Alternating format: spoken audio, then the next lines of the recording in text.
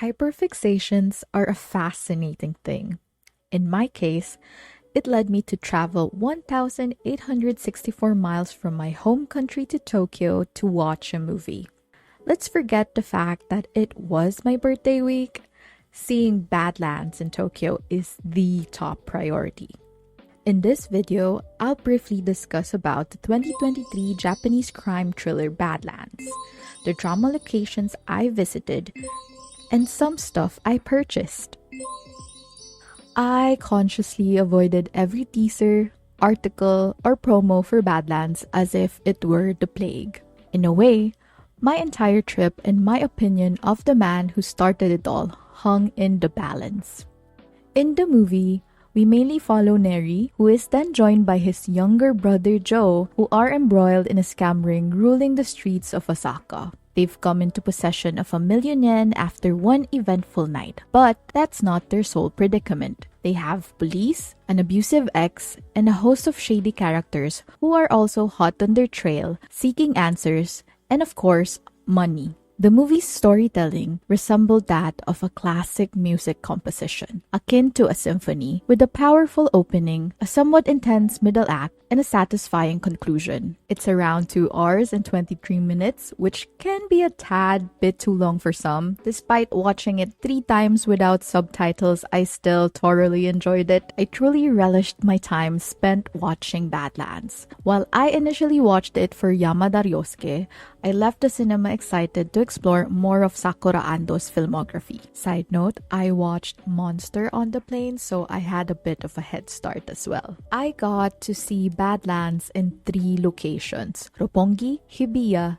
and Shibuya. Before my trip, I attempted to secure advance ticket cards as souvenirs, but it appears that it wasn't meant to be. However, I did manage to purchase the Badlands movie pamphlet for 900 yen in Roppongi. This pamphlet contains valuable information about the movie, including details about the cast and crew, behind-the-scenes insights, interviews, and other promotional materials related to the film. So, I'm quite pleased to have this small piece of memorabilia to bring home. Purchasing tickets was straightforward, and I intentionally avoided booking them in advance.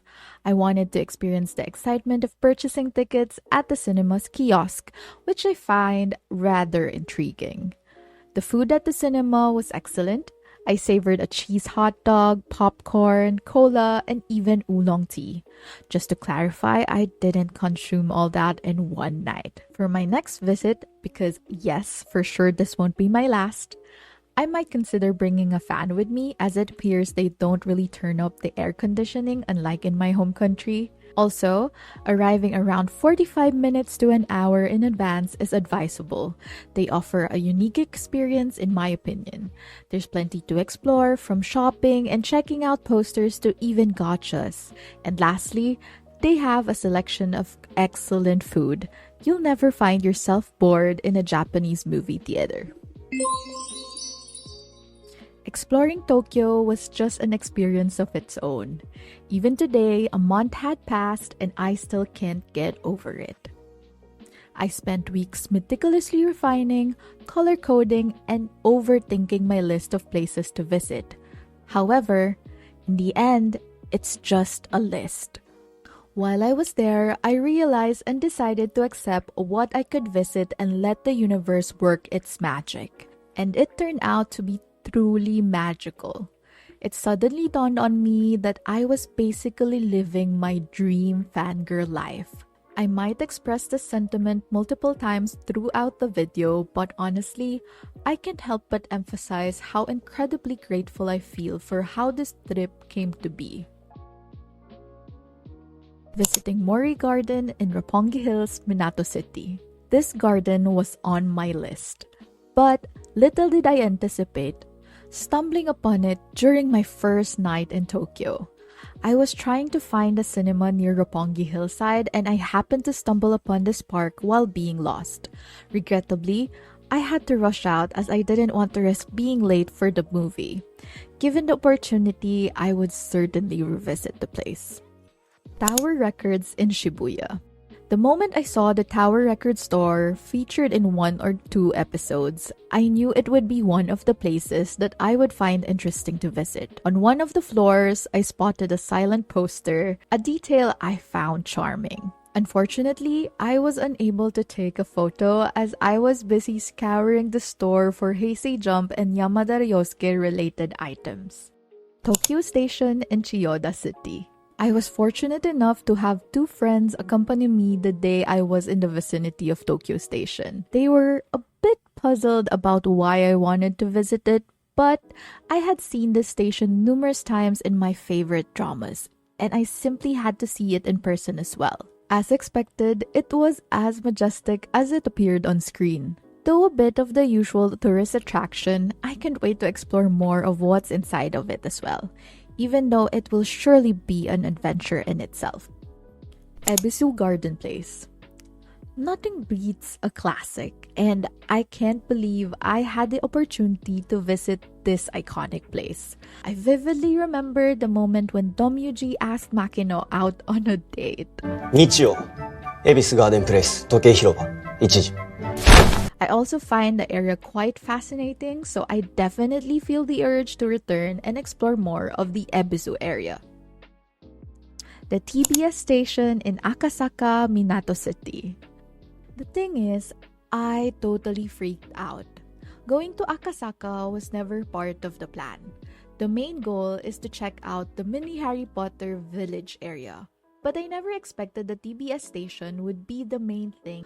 We also had the chance to see the actor sign Vivant letters, which I knew Arashi's Nino had signed.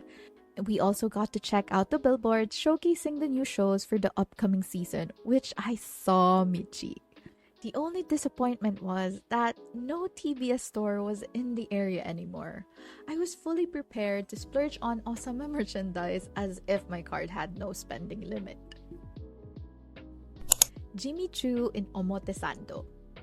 This may have been a bit of a stretch, I admit. However, it happened to be on my way whilst I was exploring the Shibuya area. I particularly enjoyed the scene where Togo happened to spot Ayaka passing by with Kamiyama no less. It was one of the few Togo being a soft/sad boy, a moment that I found both endearing and amusing. Toyosu Park in Koto City. So, personally, a lot had happened in Toyosu. But man, I can definitely say I'll go back to this place again. It's not only because one of my favorite scenes took place here, but I also felt incredibly comfortable in the park. It might be because of its close proximity to the water or the stunning night views. Regardless, I would unquestionably return to Toyosu. Naka Bridge in Meguro City. Among all the items on my list, this was the top priority. The moment I booked my flight, I knew in my heart that I couldn't return home without seeing this bridge in person. I arrived early in the morning, and it was the first place I wanted to visit on my first full day in Tokyo. I absolutely loved the neighborhood where this bridge was situated. I'm also grateful that there wasn't any crowd or any distractions, which allowed me even more time to be in the moment and truly grasp the fact that I was standing in the place I had always told myself I must visit. I never intended to shop my way through my Tokyo trip. I placed more importance on checking off the places on my list than on food for that matter. However, I suppose that some destined purchases couldn't be avoided. BARFOUT magazines issue 287 and 321. These two were somewhat of a last-minute decision. Issue 287 was photographed by Tetsuo Kashiwada, in which Yamada Ryosuke discusses his role in the 2019 drama Semi-Otoko. Issue 321 was photographed by Kiyotaka Hamamura, in which he discusses his role as Edward Elric in Full Metal Alchemist. It also features Kawaguchi Haruna as an alternative cover. FRAU Issue 550. I felt like I manifested and worked hard for this magazine to be in my hands. After checking out 5 bookstores and not having any luck, I was starting to lose hope. Then, on one very eventful night, while traveling from Toyosu to Roppongi, I decided to stop by the Tsutaya at the Roppongi Hills. And lo and behold, there was only one copy left, so I had to get it. And that concludes the highlights of my recent Tokyo trip. I am eternally grateful for everything that made this trip possible. To this day, I still can't fully grasp the fact that I traveled thousands of miles away from home solely to watch a movie and reconnect with my dearest friends. Everything felt like a dream, and I sincerely hope it won't be the last one. Thank you for watching until the end of this video. Stay tuned for more videos in the coming weeks as I can finally say that I'm gonna review a drama or a movie that isn't related to Yamada Ryosuke. But of course, he will for now remain to be my favorite person. So, we'll never know. Bye!